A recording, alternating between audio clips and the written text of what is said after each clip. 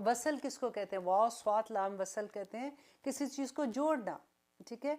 और जब वसीला सीन के साथ आता है तो ये होता है कि मोहब्बत के साथ किसी को जोड़ना। तो एनीथिंग जो मोहब्बत के साथ अल्लाह सुब्हानहू तआला की तरफ ले जाती है, गाइडेंस हमें मिल जाती है, वो वसीला होता है।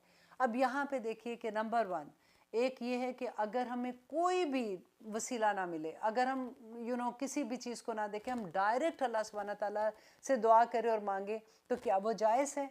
यस इट इज़, बिकॉज अल्लाह सुब्हानहू तआला, उसका दलील क्या है कि अल्लाह सुब्हानहू तआला ने कुरान में कहा वाइदा सालका इबादी अन्नी फ़इन्नी करीब, कि जब भी ए नबी सल्लल्लाहु अलैहि वसल्लम मेरा बंदा मेरे बारे में आपसे पूछे कि मैं कौन हूँ, तो मैं उसके करीब हूँ।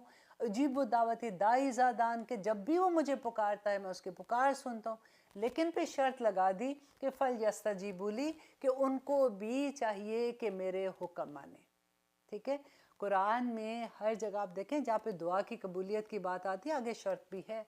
अल्लाह सुब्हानहू तआला समेना व अताना, सुनने वाले लोग जो होते हैं ना, उन्हीं को ही मोमिन कहते हैं, उन्हीं को ईमान वाले कहते हैं। अब यहाँ पे एक और दुआ जो हम पढ़ते हैं, रब्बना आतिना फिद दुनिया हसनतम व फिल आखिराति हसनतम व किना अज़ाबन्नार पढ़ते हैं ना, तो वो दुआ में भी कोई वसीला नहीं है, हम डायरेक्ट अल्लाह सुब्हानहू तआला से मांगते हैं और अल्लाह सुब्हानहू तआला हमारी दुआएं कबूल करते हैं। अब यहाँ पे जो ये लफ्ज़ आता है कि अल्लाह कहते हैं ईमान वालों अल्लाह की तरफ वसीला इस्तेमाल ढूंढो। अब यहाँ पे नंबर 2 ये कि कुरान में अल्लाह सुब्हानहू तआला ने कहा कि अल्लाह को उसके पाक नाम और सिफ़ात के साथ पुकारो। तो जब हम पुकारते हैं, दुआ करते हैं, तो हम अल्लाह सुब्हानहू तआला के नाम का वास्ता दे के अल्लाह से दुआ करते हैं। और वो क्या, इसकी दलील क्या है कि हम रमज़ान में भी दुआ मांगते हैं ना, there is a lot of दुआस, लेकिन रमज़ान में दुआ मांगते हैं कि अल्लाहुम्मा इन्नका अफ़ुव्वुन करीम तुहिब्बुल अफ़्व फ़अफ़ु अन्नी, मांगते हैं ना अल्लाह सुब्हानहू तआला से।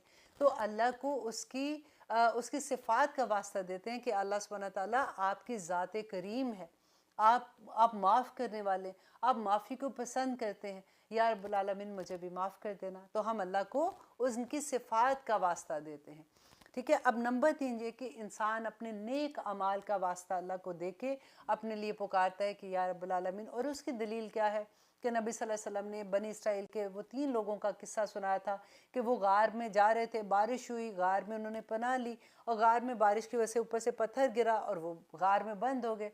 तो उन्होंने तीनों ने ये डिसाइड किया कि अब हम क्या करें। तो उन्होंने आपस में ये सोचा कि ओके, हमने जो कोई नेकी की है हम अल्लाह सुब्हानहू तआला के सामने पेश करते हैं, तो अल्लाह सुब्हानहू तआला उससे हमारी मदद करेगा।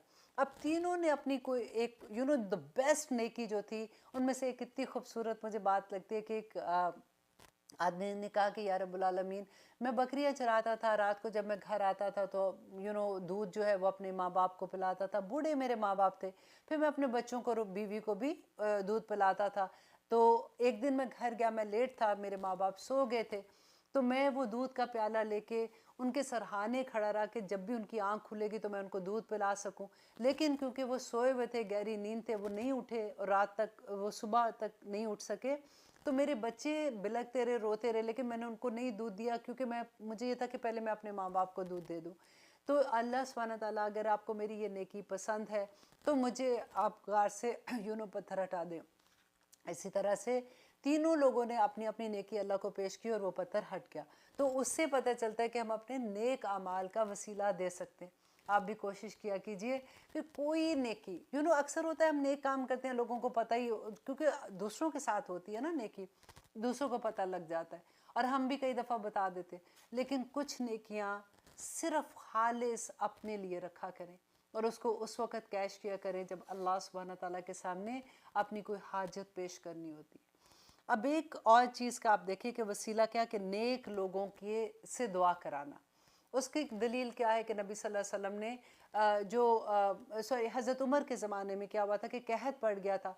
तो उन्होंने नबी सल्लल्लाहु अलैहि वसल्लम के चचा अब्बास को जाके कहा कि अब तो नबी सल्लल्लाहु अलैहि वसल्लम हमें नहीं है, तो आप आइए और आके हमारे साथ दुआ करें ताकि अल्लाह सुब्हानहू तआला आपके दुआ के वसीले से बारिश नाजिल कर दे। तो हमेशा ये हुआ कि जब भी फिर वो लेके जाते थे, वो सब मिल के दुआ करते थे, तो अल्लाह सुब्हानहू तआला बारिश बरसा देते थे। तो यहाँ पे इससे पता चलता है कि नेक लोगों का वसीला बना सकते हैं दुआओं के लिए। अब नंबर 6 में आप देखिए कि क्या होता है कि आपको अगर कोई मुर्शद कामिल मिल जाए। अब ये एक पॉइंट आता है जिसमें हम डर जाते हैं क्योंकि हमने यूट्यूब में ऐसे ऐसे वीडियोस देखते हैं तो हमें लगता है कि इंसान जो है वो तो इसको मिसयूज़ करते हैं इस चीज़ को। फिर यही बात मैंने अपने टीचर से जब डिस्कस की, मैंने 2 दिन तक इस एक पॉइंट को समझने के लिए, अपने अंदर ठहराने के लिए कि मुझे वसीले की, क्योंकि देखिए ये एक ऐसी बात है जो इंसान को शिर्क तक ले जाती है। तो मुझे ये था कि जब तक मुझे इसमें कामिल यकीन ना हो जाए कि मेरा कोई अमल ऐसा ना हो कि अल्लाह सुब्हान ताला का नापसंदीदा हो जाए, तो पहले मुझे अच्छे से उसकी अंडरस्टैंडिंग होगी तो फिर ही मैं किसी को बता सकूंगी।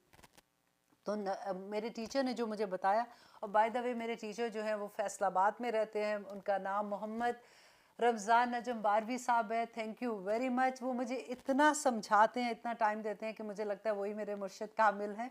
और अल्लाह सुब्हान ताला उनको ज़िंदगी दे और ईमान की दौलत अता करे, आमीन सुम आमीन। उन्होंने जब मुझे ये बताया कि देखो आयशा, क्योंकि होता क्या है कि कभी आप अगर कुछ औरतें अल्लाह ना करे कुछ गलत काम करी हैं तो उसका ये मतलब तो नहीं कि सारी औरतें गलत हैं। अगर कोई आदमी गलत काम कर रहे हैं तो उसका ये मतलब नहीं कि सारे आदमी गलत हैं। इसी तरह से अगर कोई इंसान इस मुर्शिद कामिल, जिसको हम जैसे कहते हैं ना कि रहनुमा, जिसमें हम बैत करते हैं और जो हमें अल्लाह से जोड़ता है, जो हमें बताता है कि देखो ये रास्ते पे चलोगे तो अल्लाह सुब्हान ताला खुश हो जाएंगे, ये काम ना करो इससे अल्लाह नाराज़ होता है, और हमें जन्नतों के रास्ते पे चलाता है, वही मुर्शिद कामिल होता है। लेकिन अगर कोई इसको गलत यूज़ करता है तो उसकी वजह से सारे तो गलत नहीं होंगे। तो you have to understand this point. तो देन फिर मुझे समझ आनी शुरू हुई। और फिर जो बात मुझे मेरे दिल को लगी कि ऐसा नहीं है कि अगर आपके पास मुर्शिद नहीं है, अगर आपके पास कोई और वसीला नेक नहीं है, नेक अमल का नहीं है या कुछ नहीं, तो अल्लाह सुब्हान ताला दुआएं कबूल नहीं करेंगे। वो तो अल्लाह सुब्हान ताला का जो पहले सबसे था कि बगैर उसके भी अल्लाह सुब्हान ताला तो हमारी शाह रख के से भी ज़्यादा करीब है ना। तो अल्लाह हमारी दुआएं सुनते हैं। अब फिर देखिए कि नंबर 7 पे आता है कि नबी सल्लल्लाहु अलैहि वसल्लम ने बताया था कि जो जन्नत में सबसे बड़ा मुकाम, सबसे आला मुकाम है जो अल्लाह के अर्श के पास है, उसका नाम वसीला है। और नबी सल्लल्लाहु अलैहि वसल्लम ने कहा था कि अल्लाह सुब्हान ताला ने कहा वो सिर्फ एक इंसान को मिलेगा और मुझे यकीन है कि वो मैं ही हूँगा। और फिर नबी सल्लल्लाहु अलैहि वसल्लम ने कहा था कि जो मेरे लिए उस जगह, उस वसीले के लिए मेरे लिए दुआ मांगेगा और दुआ करेगा तो उसकी शफात क़यामत के दिन मुझ पर वाजिब है कि वो नबी सल्लल्लाहु अलैहि वसल्लम उसकी शफात करेंगे। तो जब अज़ान के बाद जो हम दुआ पढ़ते हैं ना कि अल्लाहुम्मा रब्बा हाज़िही दावती ताम्मा वस्सलातिल कायमा, वो जो पूरी दुआ पढ़ते हैं उसमें वही वसीले का बात आती है कि नबी सल्लल्लाहु अलैहि वसल्लम को वो मुकाम अता कर दे। तो ये वो वसीला है जो अल्लाह सुब्हान ताला ने नबी सल्लल्लाहु अलैहि वसल्लम को इंशाल्लाह द डे ऑफ जजमेंट अता करना है, उनको नवाजना है। तो इस तरह से हमें ये समझ आएगी कि अल्लाह सुब्हान ताला ने यहाँ पे कहा कि या अय्युहल्लज़ीना आमनू, है लोगों जो ईमान लाए हो, अल्लाह से डरो और तलाश करो उसकी तरफ वसीला। तो ये कौन कौन से 7 वसीले मैंने आपको बताए हैं कि उस तरह से अल्लाह सुब्हान ताला की तरफ जाओ। वह जाहिदू फी सबीलिही, और उसकी तरफ उसके रास्ते की तरफ मेहनत करो, लअल्लकुम, ताकि तुम तुफलिहून, ताकि तुम फलाह पा जाओ। अब इंशाल्लाह हमारे प्रोग्राम का वक्त ख़त्म होता है।